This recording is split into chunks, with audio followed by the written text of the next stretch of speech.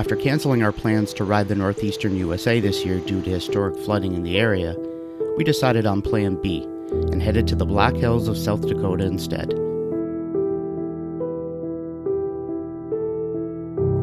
This way, we could visit Badlands National Park and attend the Revzilla Get On ATV Festival. It turned out to be a fantastic trip, and we're so glad it worked out this way. Stick around and share the adventure with us.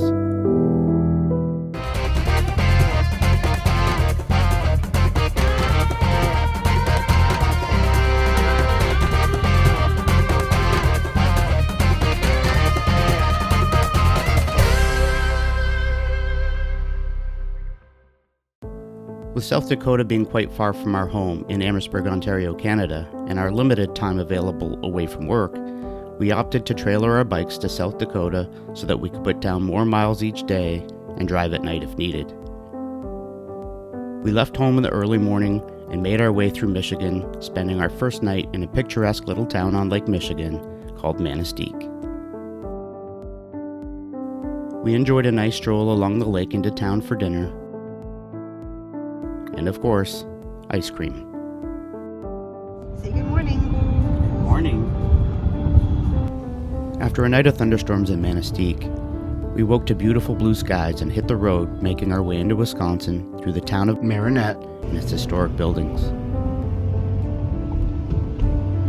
Eventually, our route took us off of the main highways, weaving through beautiful rural areas of Wisconsin.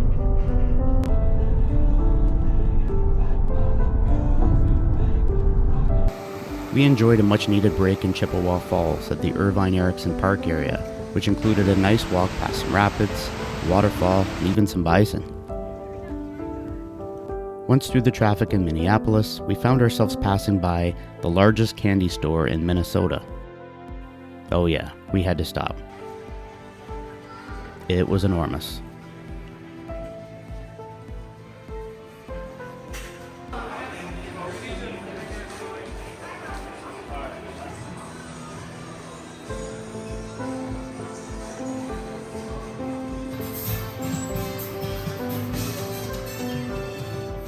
After exploring the entire store, we ended up buying absolutely nothing. You know how there's just too much selection and you can't choose anything?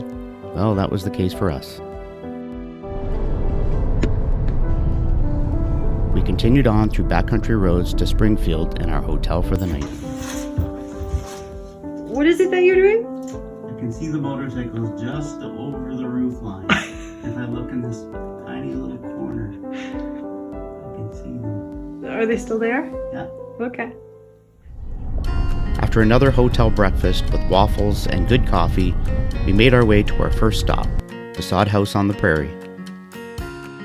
Tucked away on a gravel road, we pulled into an average-looking farm and met a nice woman named Virginia who has owned the property for over 50 years.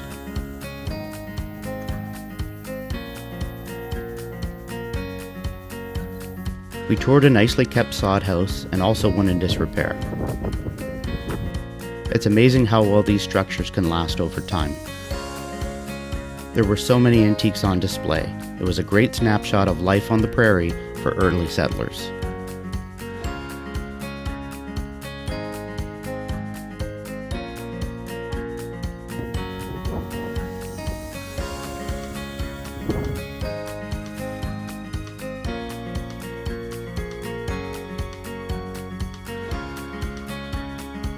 Next, we made our way further up the road to Walnut Grove and the Laura Ingalls Wilder Museum.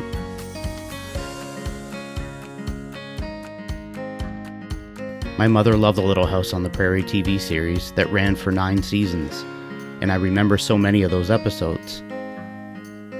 We paid our admission and toured the museum grounds, including many costumes and props from the show, as well as other pieces of late 1800 and early 1900 life on the prairie. It was getting to be time for lunch, so of course we had to stop at Nellie's Cafe for some lunch.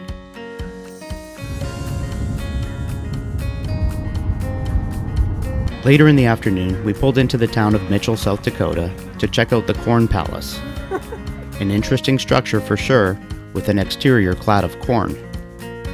The palace is redecorated each year with naturally colored corn and other grains to make it the agricultural showplace of the world.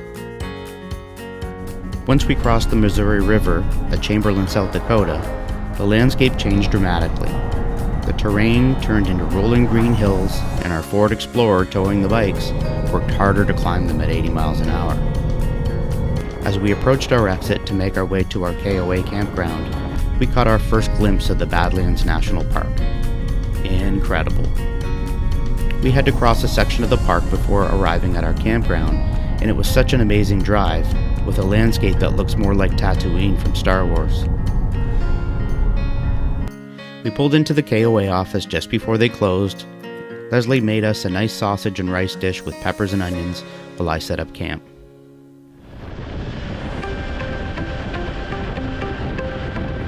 After a coffee and bagel, we unloaded the bikes and set off to explore the Badlands National Park area. After paying a small ransom for our 2 bikes at the gate, we stopped off at the visitor center for a quick tour and then continued on to ride the Badlands Loop, which isn't really a loop.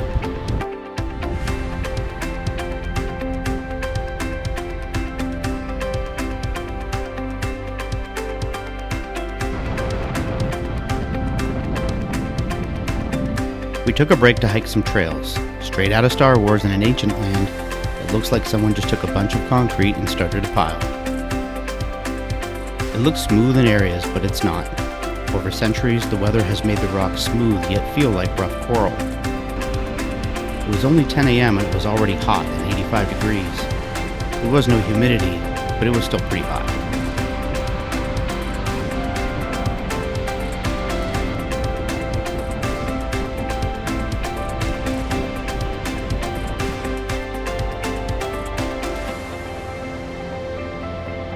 Our next stop was Wall, South Dakota, for a visit to Wall Drug. This once was a small town with a drugstore known for its free ice water and 5-cent coffee. It's now quite the roadside attraction. We hit the road again on our planned loop for the day. We stopped to check out the prairie dogs who were posing for the camera. The next portion of our route was a gravel road which cut down the traffic considerably. And just what a couple of ADV riders were looking for.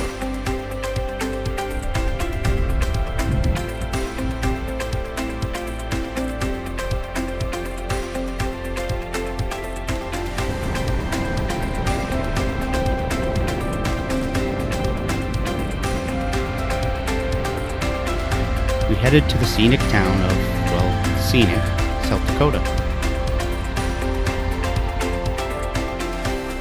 Scenic is not really the right word for this town. It is a closed-up ghost town of about 5 buildings, including an outdoor jail. The 2010 census shows 58 residents, but it was pretty empty when we were there. We made our way back to camp on Route 44 below the national park. We were stopped at a construction zone, waiting for our turn to go through, when we noticed a sign on the fence. Turns out, we were in a known plague area. By the way, don't touch dead animals in this area. We spent a nice evening relaxing at camp.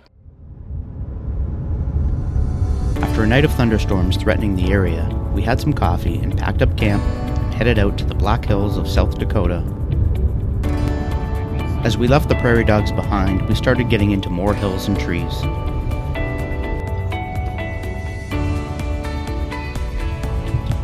We checked in early at the Revzilla Get On ADV Festival to get a nice shady spot.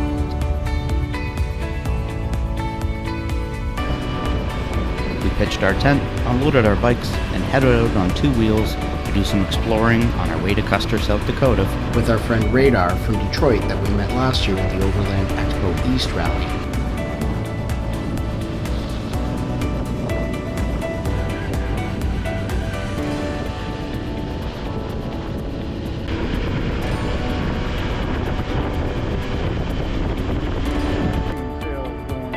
Rolling through some small Old West historic towns was amazing. These towns run on tourism dollars, and they certainly keep the places looking great.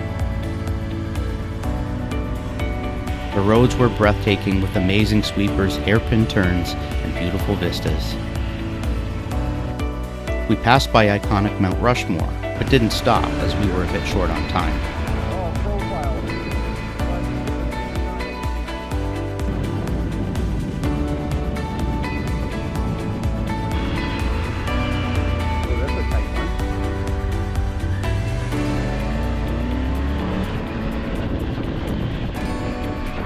On to the Needles Highway. I get it. It's certainly an attraction, and there are roads and facilities to be maintained, but an entry fee of $20 per bike seems like a bit much. Nevertheless, the road was awesome.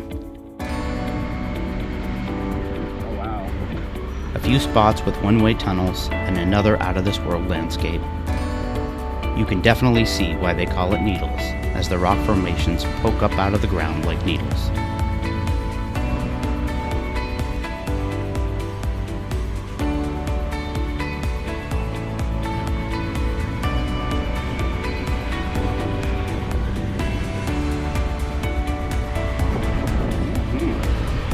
Interesting rocks. They look like red sticks. Now I'm hungry.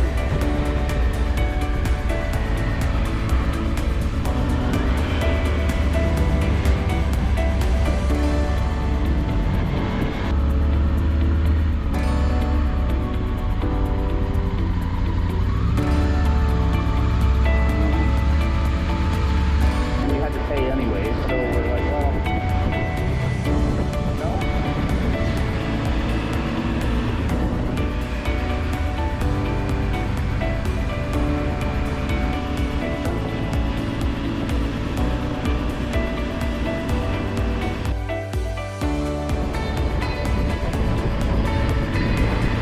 Turn at the next intersection.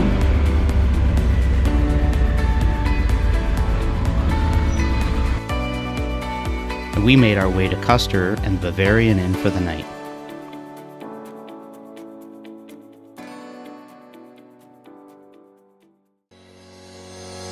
After a good night's sleep, we had some breakfast at the Feel Good Cafe next door and hit the road under partly cloudy skies with a comfortable temperature for an amazing day of riding. The first stop on our list was the Crazy Horse Memorial. This monument is currently under construction. You don't get as close on the highway as Mount Rushmore, but the mountain and carving is so large you can see it very well from the road. We didn't have time to pay the admission and walk around, so we moved on. We stopped in to visit Michelle Lamphere, who's a regular on the podcast Adventure Rider Radio Raw. Michelle happens to own a motel in Custer called the Chalet Motel. Fortunately, she was in and was happy to chat with us.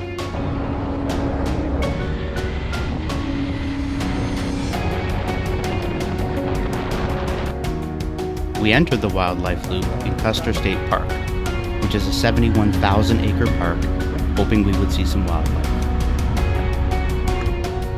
Good to go? Thank you, sir.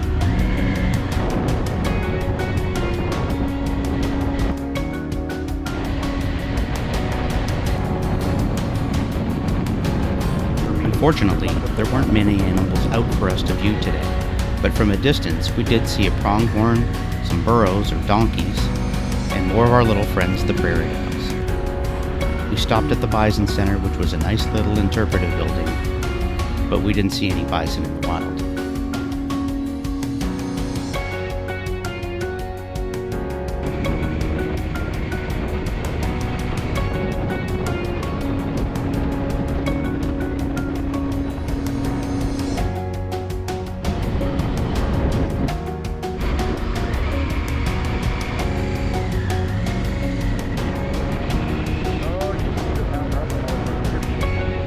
After we finished up the wildlife loop, we made our way to Iron Mountain Road and were immediately treated to some spectacular views.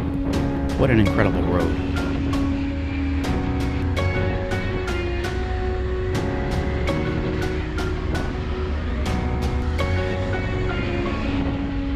We passed through narrow tunnels, one of which gives a perfect view out to Mount Rushmore, scenic vistas, pigtail loops, and wooden bridges. This road is free to travel on, and when I compare this to the Needles Highway, which was also amazing but at a cost of $40 for both of us to ride, I was pretty happy with the Iron Mountain Road for free. We stopped in at the town of Keystone for lunch at a diner called Peggy's Place. Keystone has a population of 240 and is a nicely kept historical tourist town. We'd love to spend some time here, but not on this trip. It was time to get back to the festival.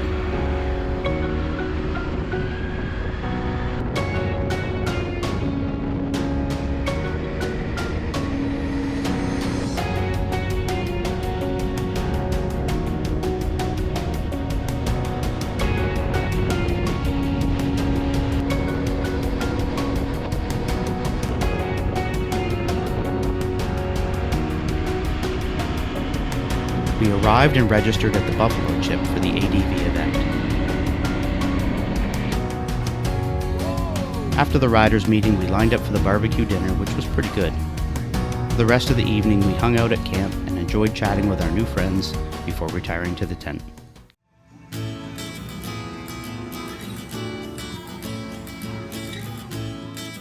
Today's ride, designed by REVER, was What's Up Wyoming, and it would run 276 kilometers over 5 hours of riding. We made our way to the meetup spot and formed a group of about 8 riders and hit the road.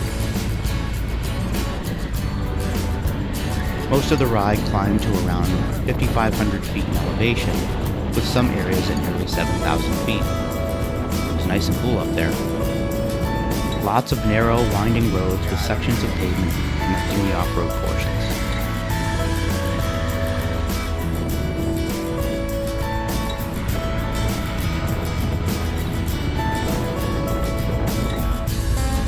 Livestock does roam free out here, and at one point there were some cows crossing the road, so we really needed to pay attention.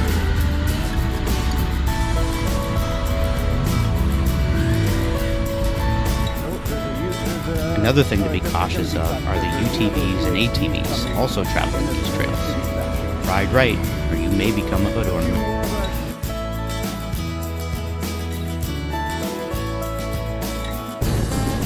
We motored through wide open spaces littered with wildflowers and rolling hills. Lunch was a bag lunch that the event crew had available for us in the morning.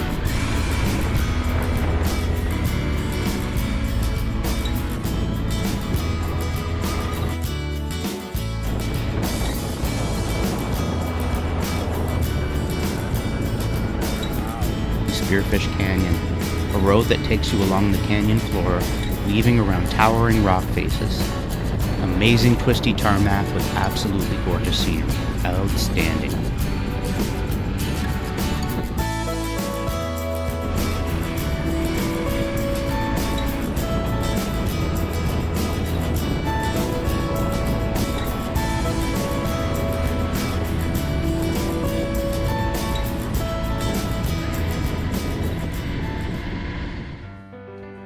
We woke to a cool start with beautiful blue skies. This time we joined a smaller group of people who wanted to travel a bit faster. A couple of guys named Spencer and Peter joined up with us and a few others as we headed out to tackle REVER's rock and roll route. This route, while shorter than the previous day at about 155 kilometers, was more technical and included a good amount of two-track with steeper hills, loose rocks, and some mud. Some beautiful tarmac roads connected us with the off-road sections.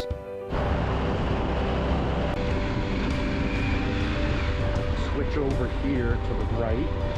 Yeah. I don't know, Leslie. I'm going to the right.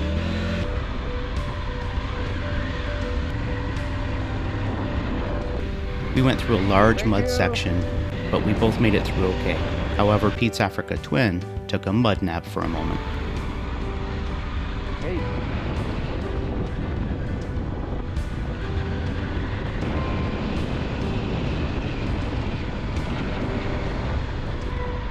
Yeah, stay to the right here.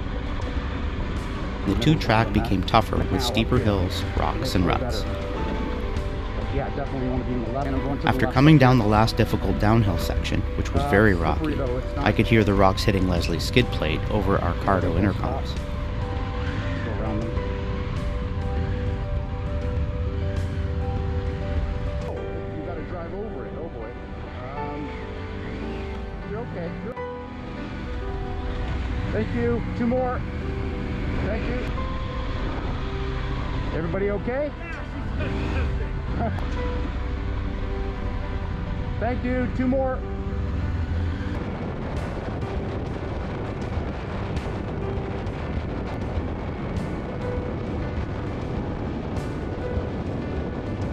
After finishing the dirt portion of our ride, we stopped in at the pretty town of Deadwood with Spencer and Pete for lunch.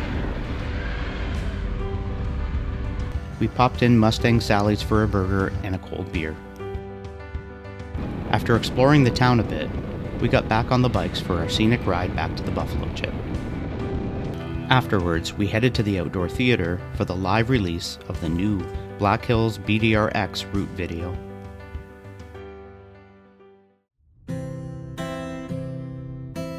The weather was perfect on our last morning in South Dakota. After our last buffalo chip breakfast, we said goodbye to our friends, loaded our bikes, and hit the road. As we passed the Missouri River, we stopped at the impressive Dignity of Earth and Sky Monument and also visited the Lewis and Clark Visitor Center, which had some interesting historical information.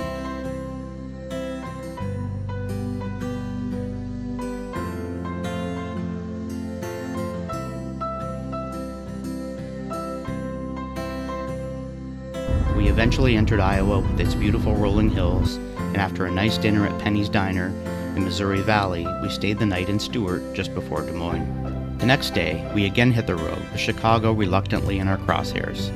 Let's face it, nobody wants to drive through that traffic.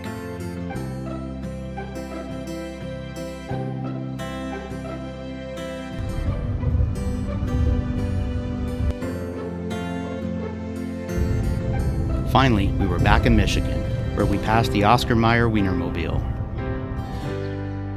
had a dinner at a great Mexican restaurant, and before we knew it, we were crossing the Ambassador Bridge back into Canada and home. This has been an incredible trip. The scenic landscapes we rode through were outstanding, and the new friends we connected with made the trip even more amazing. If you have the chance to get out and ride this area, absolutely do it. We highly recommend it.